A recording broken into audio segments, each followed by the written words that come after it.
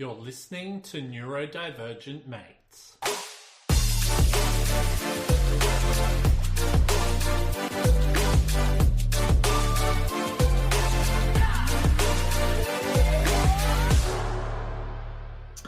Hello and welcome to another episode of Neurodivergent Mates. I'm your host, Will Wheeler, and today we're going to be covering some really awesome stuff. So universities, neurodivergent, and the future of neuro-inclusion with Cas Guerra. Did I pronounce your name all right? Yeah, it's Guerra, but it's good and it's good in the way that I know that I pronounce it very accented, so you're all good. It's just usually before I come onto the podcast, I'll go, hey, just so I get it right, how do I pronounce your name? But I completely forgot today because we're in the middle of a chat, all of that type of stuff. But how you going? What's going on? I'm good, thank you. It's been a busy week coming to the end of our trimester, so it's been pretty good, but really excited to sit down and have a chat. Yeah, no problem at all. Look, what we'll do, I'll do a little bit of housekeeping and then we'll get stuck into all the awesome stuff that you've got to share with us. So before we start, I'd like to just do acknowledgement of country here. So I would like to begin by acknowledging traditional custodians of the land from which we gather today. I pay my respects to elders past, present, and emerging and extended. I didn't actually put all the rest of it in there. But that's going to be towards Aboriginal and Torres Strait Islanders there. Now, some other things as well. If you haven't already done so, please subscribe, like, and follow to all of our social media pages. We're available on TikTok, Facebook, Instagram, X, Twitch, YouTube, and LinkedIn. And if you haven't already done so, wherever you listen to your podcast, go check us out. Subscribe to the podcast, like us, do whatever you need to do to definitely help with the algorithm and so forth there. Now, if you haven't already done so, please check out all the work we're doing at neurodiversityacademy.com. Got some really cool stuff happening there. And make sure you subscribe to our emailing list. All right, we've got some great stuff happening in the new year. So please make sure you check out that there. Now, just a heads up, I don't know if we will, if this will be really too hard hitting. But just a warning, some discussions may be triggering. If you need help, reach out to a loved one or call emergency services. We're not doctors. This is a space for sharing experiences and strategies as well. Now, while we're going through the live presentation here, or not a presentation, podcast, I should say, please, if you've got any questions you'd like to share on whatever your platform you're watching this live right now, please feel free to shoot through. It's really great when we hear where people are from. Sometimes I have people on London, on trains going somewhere. So if you want to chuck into the chat there where you're listening in from at the moment, that would be awesome there. Now, let's get stuck into this. So, I think, you and I have caught up a fair few times now on Teams meetings, all of that. And, I think the cool thing when I first met you, I was like, you shared your story, all of that type of stuff. And I was like, this is definitely the type of person I want on the podcast, all of that, because I just think I could just relate to it so much. And I think as neurodivergent people, so many of us can relate to that as well there. So, more than anything, can you share a little bit about your journey as a neurodivergent person and how that has shaped the role that you're currently doing as the Equitable Learning and Accessibility Coordinator at Collarts? Thank you. And first of all, I have ADHD and autism, and I have level 1 autism, and I also have a non-prominent stutter, an invisible disability, and a visible disability. So a lot of things that, my path's never been straightforward. It's been shaped by creativity, care, and pretty much a refusal, sounds to accept, invisibility. I began in music, where I learned that neurodivergent minds often thrive in spaces of pattern, innovation, and artistry. Later, I moved into allied health because I went to music to study to be a DJ. I became a DJ, but I needed to get a job. So I moved. So I moved into allied health, and I became an art and music therapist. It gave me the language of trauma-informed practice and the frameworks of care that I now anchor into my work. I did have a mid-career crisis. I lived quite a time over in the UK. I loved it. I absolutely loved it. But a moment of reckoning when I realized the systems around me universally weren't built for people like me, and the representation was missing in these spaces that I cared about. I went back. Sorry, can I just jump in there for a sec, right? So in the UK, especially being a DJ, did you go to the Ministry of Sound? I did. So, Printworks, Ministry of Sound, and there's also something that, probably I will look into maybe in the next 10 years, is the connection between dance and rave music and neurodivergent people. And it is so interesting because I come from a classical trained background. So that sort of background was kind of very sort of rigid for me. Like I never sort of understood it. I was just good at being a pianist, but I didn't comprehend where it sat in my life. And then I got into electronic music and I was just like, okay, this is where I want to be. And, those sort of things. And when you do travel, you learn a lot about you. I was diagnosed with autism in the UK, and that was a big thing because it started to affirm a lot of what I believed I was, and it started to build that identity and not kind of feel like, I had such diverse needs, but I wasn't a burden anymore. And that, studying community health and going back to university was a challenge because, I saw even in a discipline, a degree that is so empowering because you are doing so much in community spaces. You are, sitting in your practitioner role, but building on that.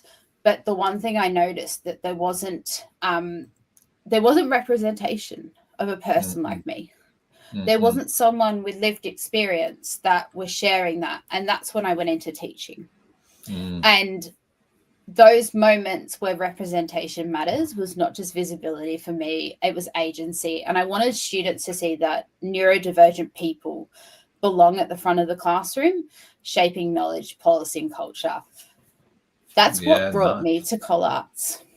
Is I read the ad on Seek and I sat on it before I showed my partner, and I showed my partner and then I showed it very good friends of ours that live around the corner, the job description. And it was just essentially one of those roles where I was like, I didn't think a role like this existed, because it was something where I could take every part of my lived experience into a layered role as an equitable learning and accessibility coordinator in one of the most inclusive places that I've ever worked at. It was also something that is not, I tell this story a lot at work, was the first role in my professional career I interviewed openly as being autistic. And instead of going home with shame, I cried in the car because it was the first time someone ever asked me, what can I do to accommodate you? And, that's something that, has shaped me to become, stronger in my role, design systems and build trust and surface, invisible barriers into actionable change. So students don't have to carry the same weight I did. Or if they, they're open and vulnerable conversations. They're knowing that you're safe. Yeah, cool. And so, moving on from that, did you find sort of like, because like you've experienced that maybe when you were studying or maybe in workplaces, all of that, it's sort of like, it's sort of a bad way to sort of look at it, because you've struggled with some things there. You've been able to sort of come into this environment where you're very well supported and you're able to put into place what you want in the long run type of thing. Is that correct? The agency in that statement is so powerful, because I know that there is a lot of work in a lot of higher education and university spaces where I do feel supported. I know there's a lot of work to come as well too, and I think it's wild. Yeah, those sort of side of things. Yeah, no, that's cool. That's cool. Sorry, can I just go back to your DJing type of stuff, right? And I'm always interested in certain things in regards to, especially neurodivergent people in pretty loud sort of places. I would say a nightclub could be the sensory overload would be pretty crazy at times. So how did you deal with that type of stuff? Like, was that a burden, or I don't know. It's interesting because it's like sometimes I just feel with some neurodivergent people that we are able to sort of put up with those types of things, or what was that like for you? It's so funny that you asked this, because I was actually explaining this to someone else the other day who asked a similar question. And I was 16. I was sneaking into nightclubs. I told, promoters and club owners that I was 21. And I would basically just go there, play, and sit in the corner. And I didn't realize until I went through my, actually studying allied health and that sort of side of things, that it wasn't just me being weird. It was just, I was so overstimulated that I would shut down completely. And, those sort of things where I just, but that sort of, say, hour of power or 2 hours of things like that was just like another world. It was like a parallel universe. And then as I've kind of, grown older and things like that, like I still do love going to like Meredith Music Festival, but the earplugs that go in my ears, like are blocking things out. Yeah, I'm not, going things. So it's kind of, as you learn, but it is such an interesting question, because I think it was like, one of those things where I just kind of played and left, or just played and kind of, Oh, so you didn't hang around like you did. I suppose maybe the social aspect of it wasn't probably a thing for you, correct? No. So it's quite funny when you look back on it, and I can look back and laugh on it now, but I also just had no self-awareness of it. Like it was just kind of like, yeah, cool, see you later.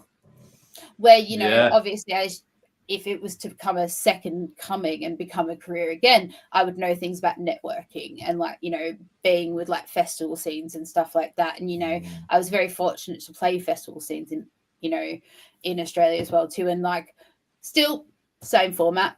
Yeah, you just do your stuff, go home. Yeah. Yeah.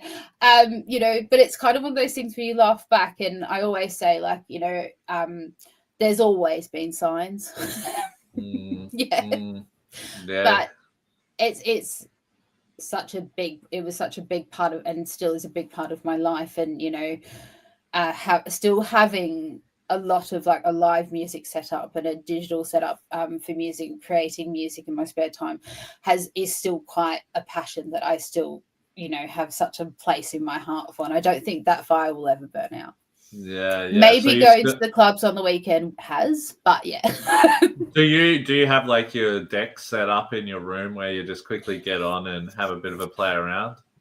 It's a little bit more extreme than that. It's like, it's kind of more just having like a whole music setup. So I have cool. MIDI keyboards and like drum pads and like different types of instruments and stuff as well too.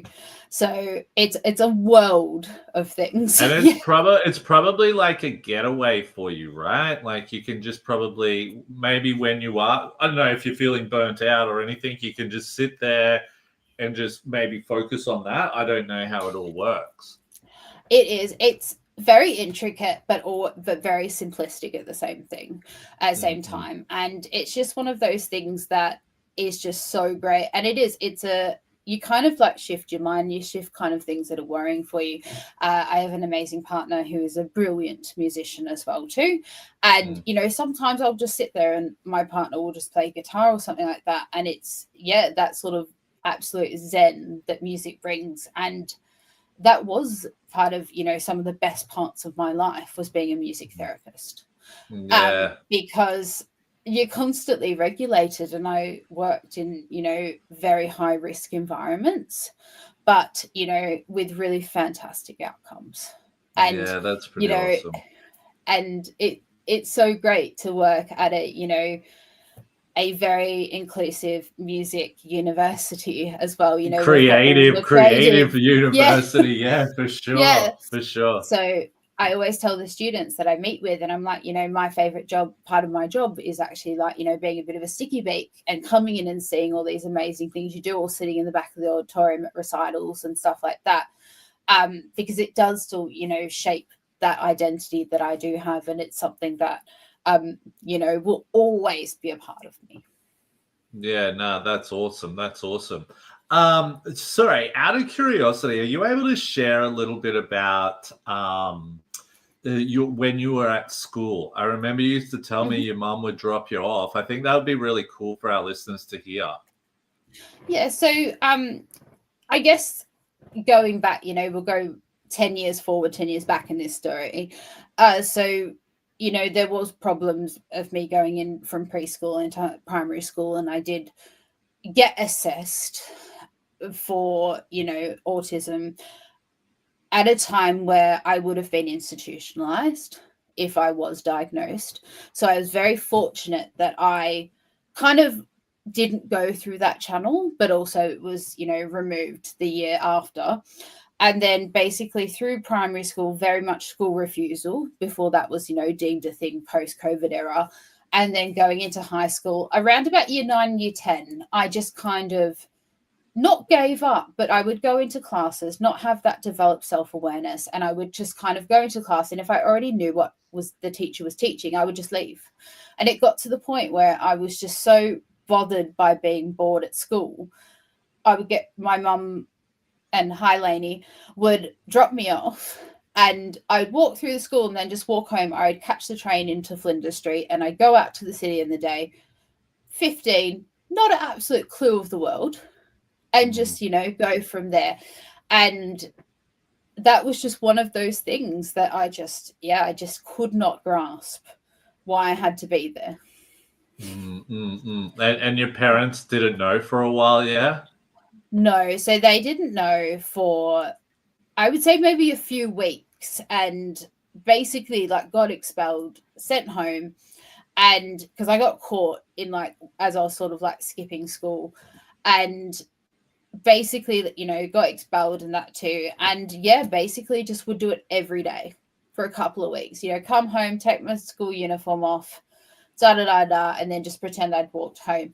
And yeah, got caught. Obviously, my mum drove me back down to the school and was just like, you can't expel my daughter, like, where's she supposed to go?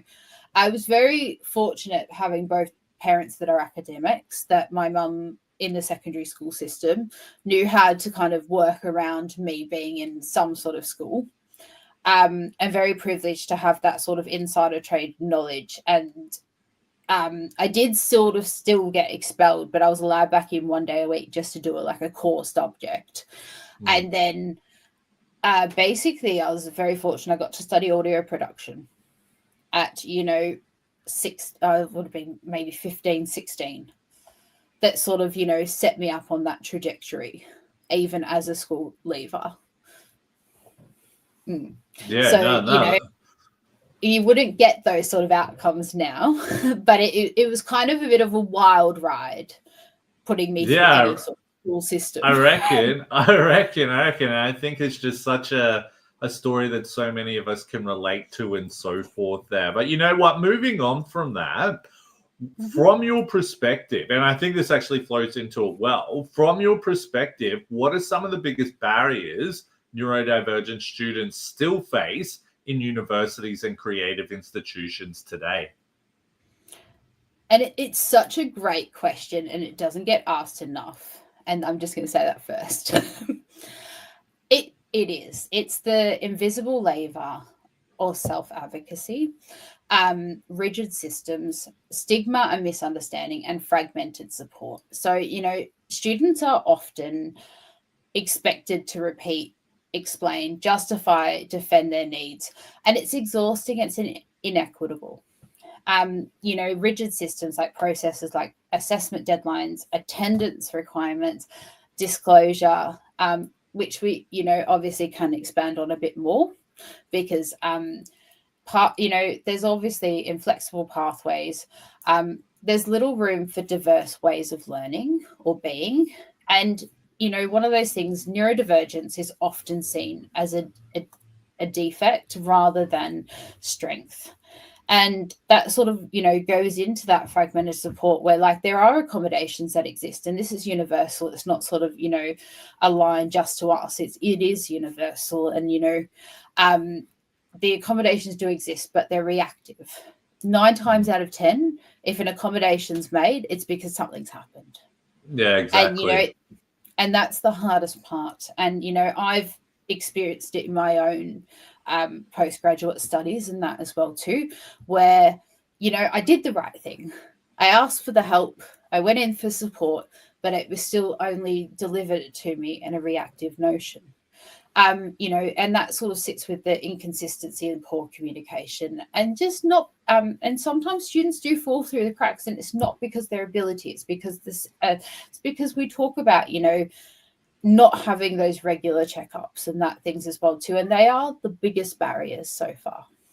And not only just ones I've experienced. Yeah, totally.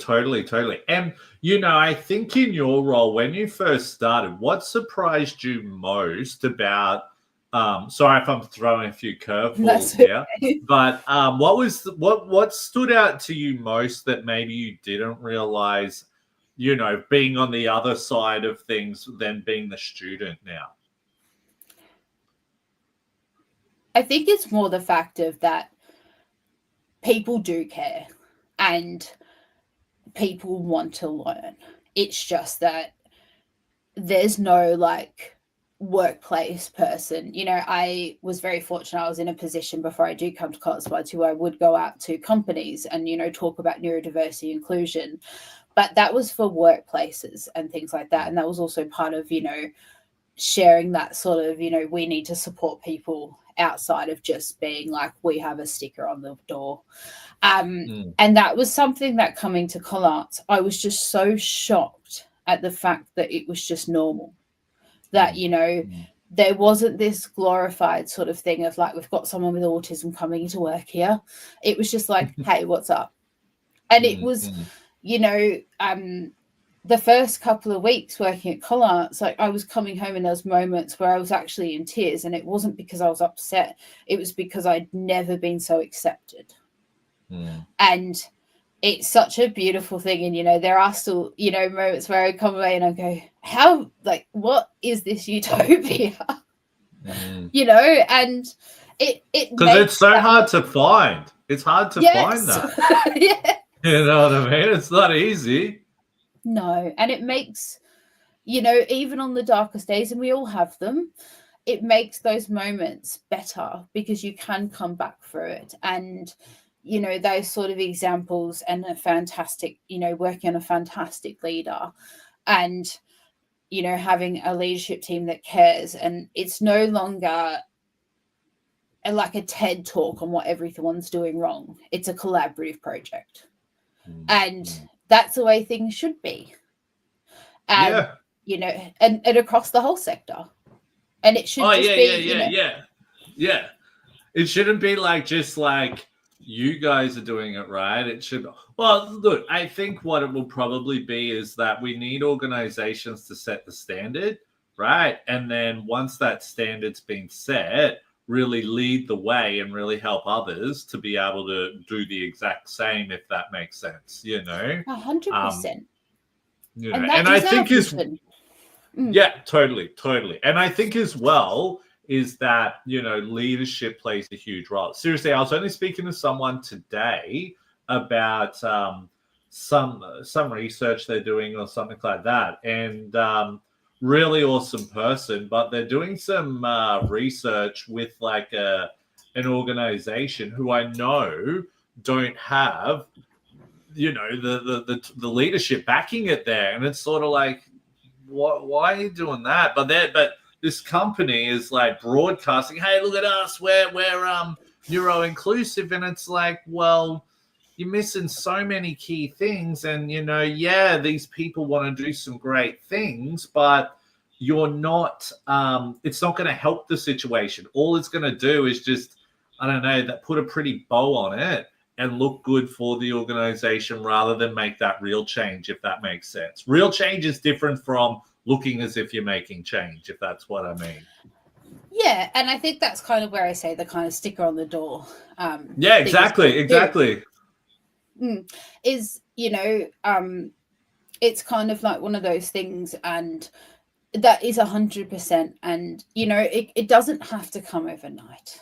It has to just have, something that I was told in my studies in health was I had a lecturer that I think probably hated me, but still, still passed the subject. And they explained the terminology of like a speck of sand in the beach is still an impact. You don't have to have sandcastles straight off the cusp, Yeah, exactly. And it's just something that, even in my teaching, I've said it in my teaching, I say it to students now. When you start, looking at the specks of sand, you'll start to see the whole beach. And, it probably one of those things that didn't hit where it was supposed to when I was told it, but something that has kind of, I've kind of taken my own version of it. And, that's how it kind of was one of those things. And 100%, when you do have, a fantastic academic faculty, a fantastic leadership academic, that are neuroinfirming and want to learn more, that's when, change happens. You might still have those specks of sand, but, you're putting together those sandcastles as slowly. And there might be waves that come and, push them down, but at least you're all still at the beach. Yeah, totally. See, the only thing I would probably say is that what I sometimes see is that there's people who are, we want to make impact, like you were just saying there, but I see people still doing it the same way. It's like, okay, we need to make serious change here. This is where we need to start, but then they're still starting at the bottom. And it's like, we know what happens down here. We know what's going on, but we need this up here. We know that that's where the change needs to start. You know what I mean? And I think that's the hardest thing sometimes is that within some organizations, and this doesn't go just for tertiary. Well, it goes for tertiary and it goes for, any type of organization out there that, if we start from people in the middle there trying to go, yeah, let's get behind this, that is great. But really, to make that serious change, we need that from the top as well. That's the unfortunate thing. And that's the hard part with it, So, I think that's why, especially with us, with Neurodiversity Academy, that's why that plays such a huge role in us going, I think this is an organization we want to do something with, rather than, please, let's do something with you. It's better off if we go, no, where you're not an organization we need to do stuff with, and more go, this is the organization that we need to do stuff. And if that means losing out on money or whatever as a business, that is fine with us, because it will be better in the long run, if that makes sense.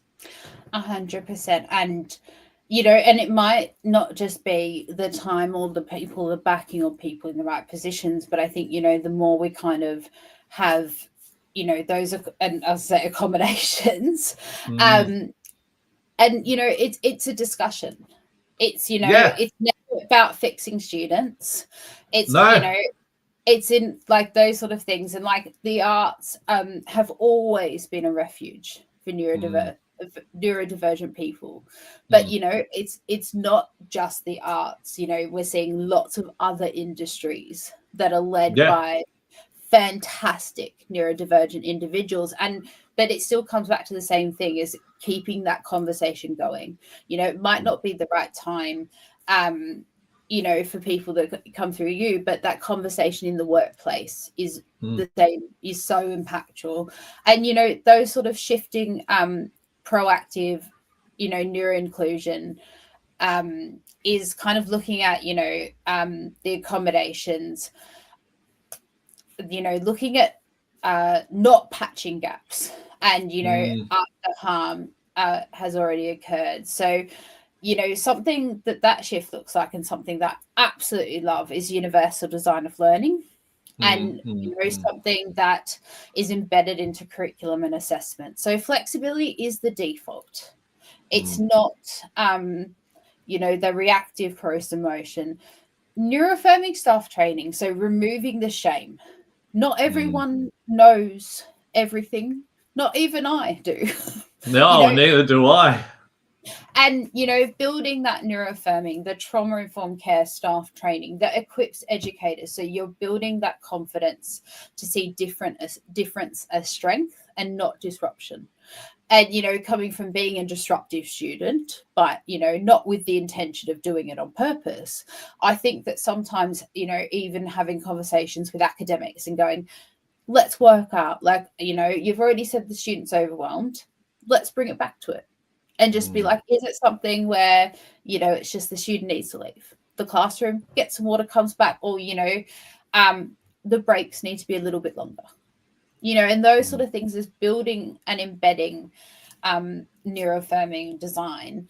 And can I ask on that, how, if you do get something like that, how do you find out if that's the case? Are you getting feedback from these students, or what are you looking at?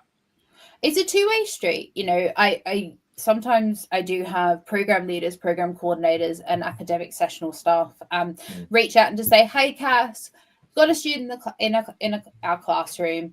I don't know if they have an access plan with you, or is there extra support? I think they might need support. What can I do? And it's just a lot of, sometimes it might be a meeting or a coffee catch up, or just kind of working things out to be like, okay, I can see this student has an access plan. It's a bit out of date. Let's do it again. I'll reach out to the student, or if you'd like to reintroduce me to the student, and we'll work out a better plan for the student. And it may be, an access plan I've written, and I just have to go back and readjust it so that, those accommodations sit, in a better empowering. Yeah. Because what you'd probably find is that when you do create that access plan, for example, you might be putting in ideas that could work. You don't know if they'll work or not. And then you may come back to it, and then maybe they didn't work and you're able to change, or even the student might be able to contribute to it and say, hey, look, I'm thinking this and that. And I think this is why it is so important that, these types of plans are developed, because, I've worked with some organizations that just don't even have, certain plans in place to help the student. And I think the big thing about having some type of plan in place is that you can see it. Do you know what I mean? You can visually see things, and the student can go away and look at that and maybe even think about it, then bring some of their own ideas and input to that plan, and they're feeling a part of it then. What's your experience on that? And that is just 100% correct. And that's the normalizing those access conversations. It's really about moving from fixing individuals to fixing systems. And when we talk about fixing systems, it's not the computer we turn on. It's the, kind of looking at the way we use inclusive language and having those normalizing access conversations. Like when we model openness about our own needs, and, students feel safer to disclose them. So when we use real world examples, instead of, showing a VHS on, neurodiversity 20 years ago, we're saying, hey, I understand where you're at. Is there something that I can do to accommodate you?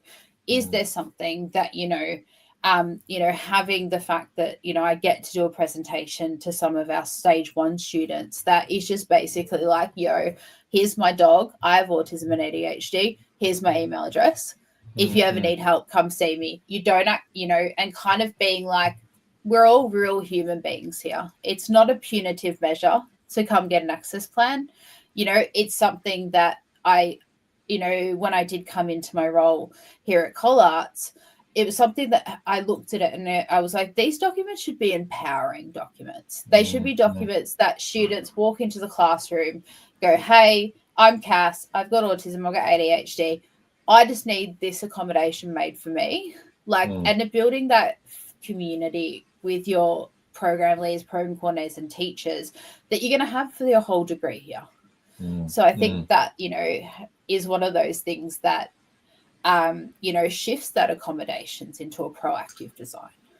I wonder, do you ever get people who maybe start, they don't disclose, right? Mm-hmm.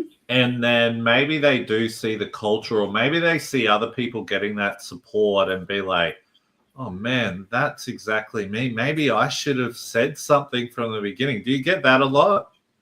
100%. And they are really beautiful conversations that I have with students. And, you know, it resonates a lot in me. It's not like, you know, telling a lie or something like that, but, you know, I did hide that I wasn't neurotypical for a very long time. And, you know, it exhausts you to see those moments of having those stories. Or, you know, we have this fantastic program called Kickstart, designed and facilitated by our academic skills manager, Chris Sando.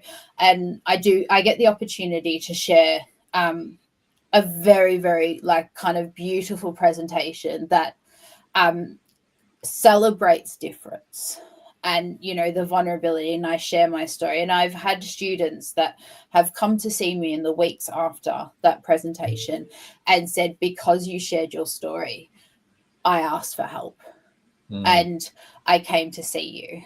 And, you know, they said, I didn't want to tell anyone I came here. I didn't want to not get in. But it's also just like, I understand that. And I'm never going to be like, I should have ticked the box, because I do see that, you know, in my own lived experience. But having people, you know, say it was what came to see me, and you see those students, you know, 6 months down the track, and they're thriving, you know, they're getting on with their studies. They're able to, you know, speak freely or leave the classroom. And, you know, they don't have to explain, but also we're adults, you shouldn't. But you know what I mean? Like, you know, it's something simple as writing an access plan and being like, you know, this student will be leaving the classroom without, you know, word or things like that, just to give a heads up. And something as simple as those accommodations, or for an online student, it's a faculty meeting with them and their support team, just to say, hey, what's up? That's their reasonable adjustment. You know, something so simple that's so impactful. It's the same as like taking 5 minutes out of your day to say hello.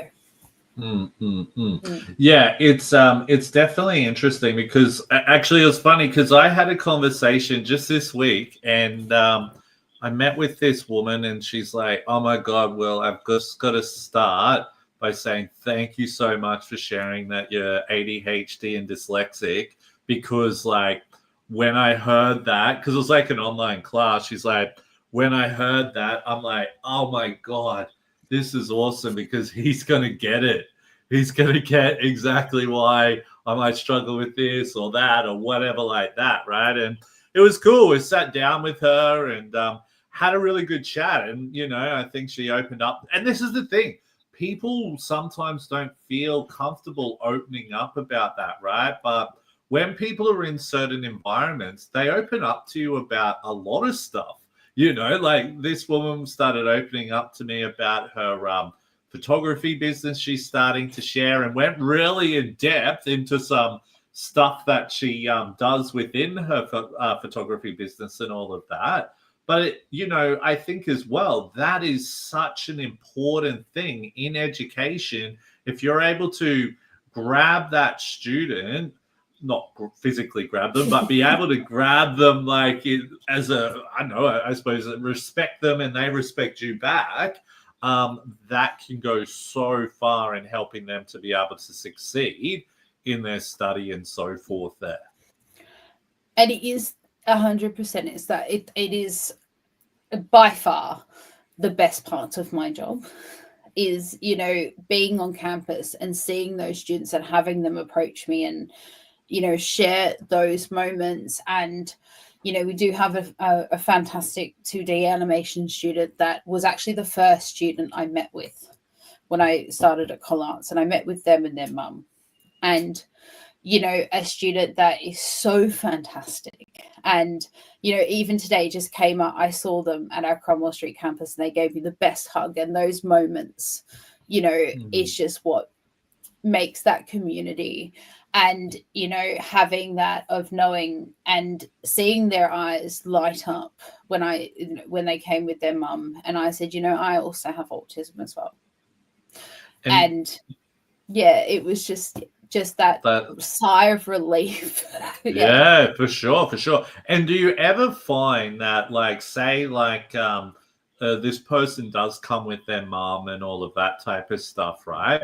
Do you find towards the end of, say, their study period, when they've maybe gained a lot more confidence and all of that, mum isn't such of a, not that she's not a big thing in that person's life, but maybe that person's able to be more independent and things like that? Because of the support we set out for the student at the start, mum didn't even come to orientation. Oh, that's a good thing, right? But I always say, I'm like, if it's something that, building that psychological safety and that trust as well too, like, I'll be there at the front with all the mums, just to make sure, we can probably go for coffee across the road, but, that sort of building that community, because sometimes that is the hardest step, is stepping outside of your safety net. I remember when I first went to university, I don't know how I got there on my own, but one of the most terrifying things I've ever done in my life, it was before Google Maps. I think I had a hip top phone with no maps or anything. Yeah, crazy. Now, moving on from that, what are some examples of changes Collarts has made or is working towards that you've you've seen generally impact neurodivergent students' experiences?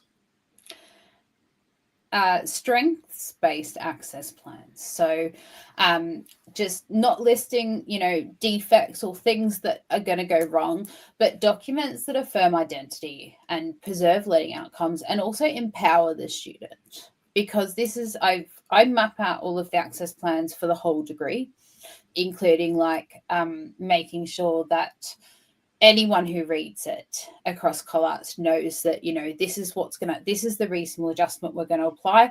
This is the reason why it's being applied, and this is how it's going to be applied. So, sometimes it might look like a big table, but, it'd be stupid to apply all the, those sort of things. It would be a lot of overwhelm for the student to have all the adjustments applied at once. But just knowing that, they're there for students. And, we see students that might lean on a vast majority of them, or students that don't lean on them at all, because that document in itself, dual format staff resources as well too. So, PDs about neuroaffirming trauma-informed design care, and, practice right through to quick reference proto tools for immediate action. Collaborative documentation, so shared living records, and that foster transparency and accountability between students and staff. So, big of those things, they're not administration tweaks anymore. They're cultural signs that say, your needs are valid and your agency matters, and that sort of your success is part of a collective responsibility. So we wrap that around the student to support them. So it's no longer just like a tick box. It's just basically, here's your 360, and it's all of us that are here, from our fantastic admissions team that enroll you as a student, right through our, student services, frontline, And do you work in with the admissions team a lot as well? Yes. So I was actually on a tour with them today. Oh, nice. Yeah. So campus by campus, and, especially around this time of year, we have VTAC coming out, I only found out the other day your name doesn't get printed in paper. So in Victoria, the Victorian Certificate of Excellence, or you do VCAL or equivalent, those results will come out in the next coming weeks, kind of is it HSC? Yeah. I think it was called an OP when I was a kid. Yeah, always hear different acronyms, and I'm like, I I've don't heard know what like it is. ATAR. I've heard ATAR. I don't think they're called a HSC in New South Wales anymore. I'm not sure. I just don't think it's called like an ATAR or something. I don't know. I have no idea. Even when I worked for the Department of Education and I worked, I would invigilate all of the special consideration exams. So students who had applied to the exam board, I still, I didn't know if I was seeing a student who was in VC or not. I just, sat their exam with them and offered those sort of adjustments and oversaw that. So one day, they might streamline it, make it all the same acronym, but we'll watch that space. Going around the campus and showing new students and working with admissions. I also work quite closely with, students that do, when they do enroll through admissions, they do have a private form and they get asked, do you have a disability or further requirement? And then you have the opportunity, if you would like to, there is no pressure to tell us what barriers you will potentially be facing. And I work with the admission team to reach out to those students before we do commence the trimester and, offer that support, or just even a check-in or a conversation, or, mum and dad on the phone, booking private tours, or just explaining that there is support. Working missions is quite beautiful in that sense, because it's, for students that have full support teams. So we know there's going to be support workers on campus and things like that. Sitting with parents and that and explaining, this is the support model, these are the people we're going to reach out to. But, having support workers on campus is so fantastic and so fundamental, because, it brings that joy of having students that may never have been able to sit in a traditional university setting, still, be part of such a bit of that creative industry. And I always welcome it whenever people put their hand up at any, information sessions or stuff like that. The question is always, can I bring my support worker? And I'm like, always welcome. Yeah, that's awesome. Hey, out of curiosity, which campus are you situated in? Are you in one of them, or? So I am at Wellington Street 1 day a week, and I work at Cromwell Street for 2 days a week. But sometimes I am between Cromwell Street and George Street. It really depends on where my services are needed, or meetings and stuff like that. So, but it also gives me a great, fantastic moment to, be across and collaborate with all of the program leaders and coordinators, our frontline staff as well too. Is it so? Do you have a desk at both of those campuses there? I do. I'm very fortunate that I have a lot of beautiful people that I work with, especially at Cromwell Street, where there's always space and there's always a desk for me to work, and I do have a permanent desk. Good. Yeah, that's what I was gonna say. Because if you're like changing all the time, is that really difficult for you? But if you've been given like a permanent desk, that must be so much better for you. It is, and I think it's one of those things that, such a understanding and having, when we go back to leadership, is, reporting to our amazing chief student officer who, understands the accommodations. I do all of my student meetings from home, so on a Monday and a Friday, and just having that, to be able to break up. So when I do come on campus, I've got things going, I've got meetings booked, face to face, but it also takes away and helps with the privacy of, making sure that students feel, and I always say to students, come in your pajamas, wear your comfy clothes. I sit in my comfy desk in my office, so my comfy chair in my office. That we're normalizing support here. I'm meeting students where they're at. I don't want, full face of makeup and, not knowing what to talk about. I, want to see that sort of just comfortableness. Just relaxed and know what they're coming into type of thing. They're not like, I suppose, frightened in a way. 100%.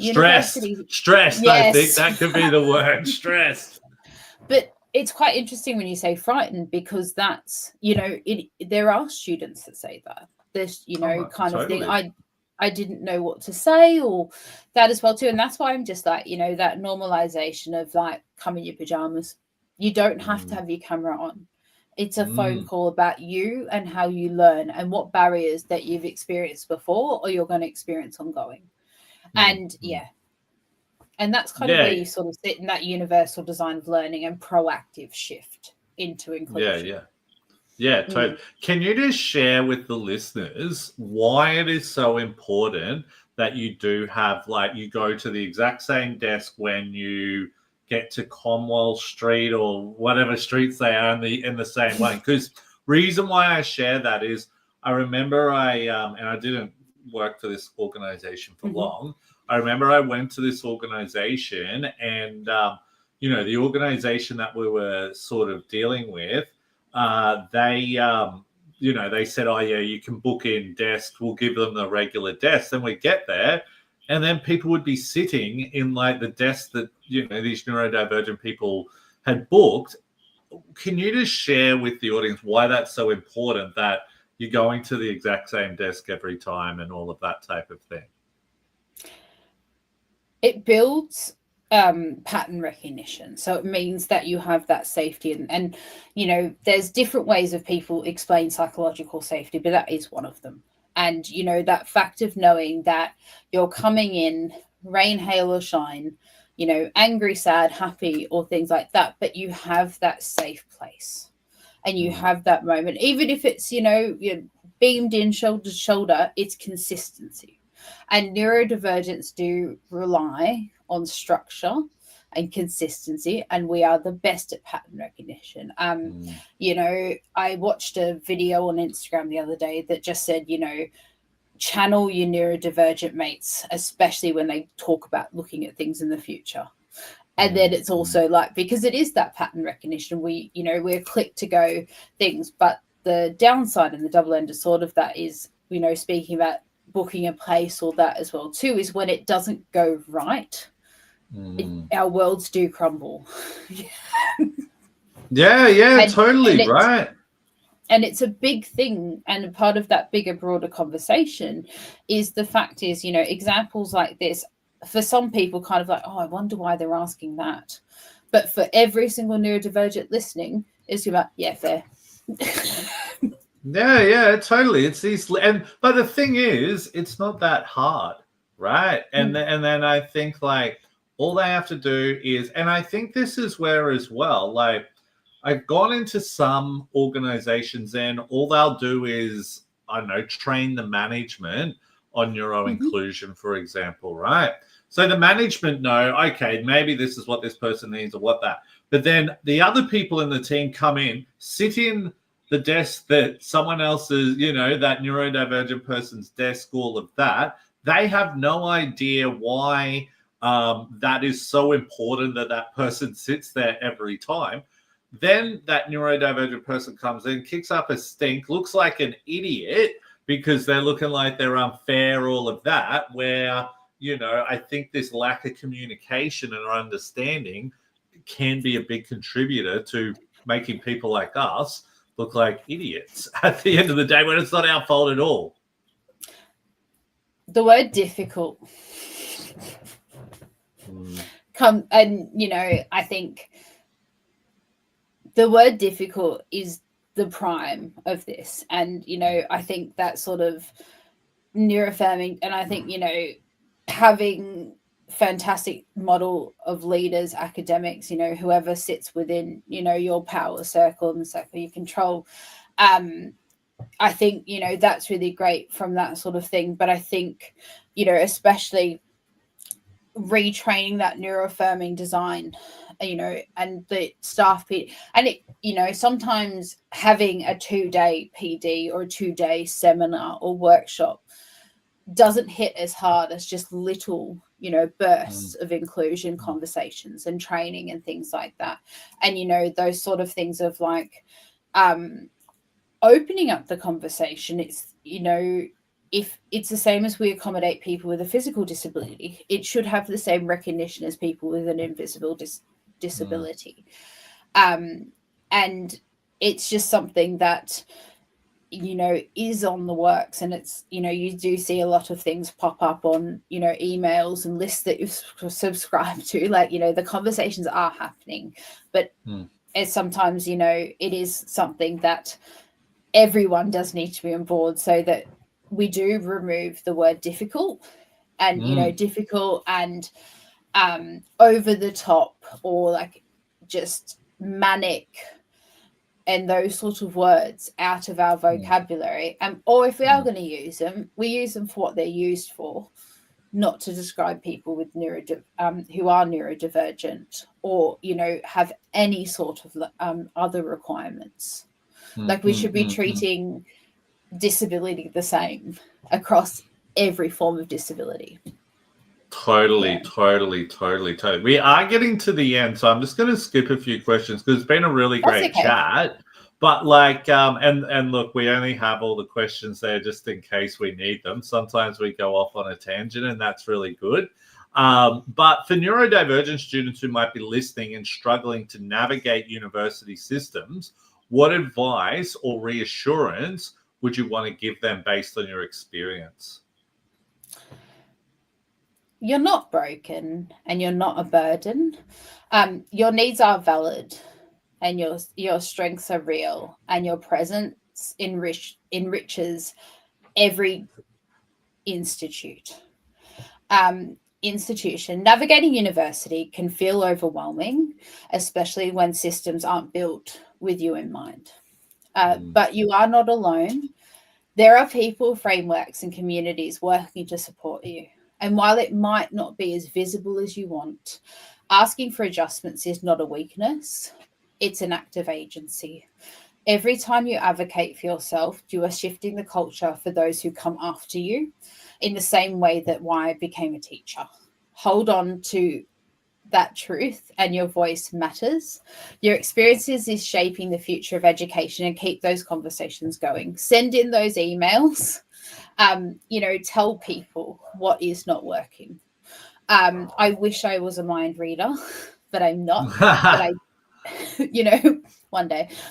But those conversations are so enriching. And sometimes when you feel like you don't want to send that to your, professor, to your academic, to the dean, to your sessional teachers, and that as well to the teachers that shape your education, send them, let them know. You're not a burden. Yeah. Totally. This is never, inclusion isn't about favor. It's the foundation of creative work. And the arts is always a place for inclusive practice. Totally. Totally. If the arts don't accept you, I don't know who will. You know what I mean? Like, I think that was probably built on neurodivergent minds, the arts. But you know what? I think it also comes down to, and I think this is what, we're trying to work towards at Neurodiversity Academy is, helping people to connect with those right organizations. I think finding it's just like what you spoke about with when you first started with Collarts, is that finding your your tribe. Do you know what I mean? And it's the same when you're studying as well. If you can find a place that is you and can really work in with you, it's can help so much. You know what I mean? But pretty awesome stuff there. But look, we're pretty close to the end here now. So finally, if people want to connect with you or follow your work, where's the best place to find you, or where should they go to, or what could they do? I was going to say, I don't have the slide behind me with the photo of my our amazing dog Daisy and my email address. Maybe for next time. The best way to connect with me is through the Equitable Learning and Accessibility page on the Collarts website, or you can email me at ELA. So so as in Equitable Learning and Accessibility. So ELA at collarts.edu.au.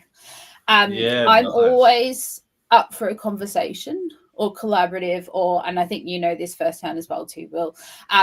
I'm always, up for a chat or building a community or having, seeing how other people do things, and just kind of, just having those chats and keeping those conversations going, because once they stop, there's not going to be a future for inclusion. if people stop Totally. talking. Totally. And honestly, I think it's only going to grow, my friend. You know what I mean? Considering like the numbers, the diagnosis rates, it's only going to get higher. So if these organizations want to ignore that, there's going to be organizations who do take that on board, and that's where, you know, they're going to fall behind. But look, Cas, thank you so much for being on today.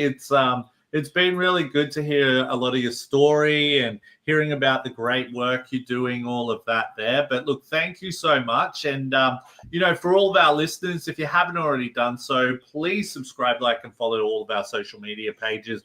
My name's Will Wheeler, and this is Neurodivergent Mates. Till next time. Thank you.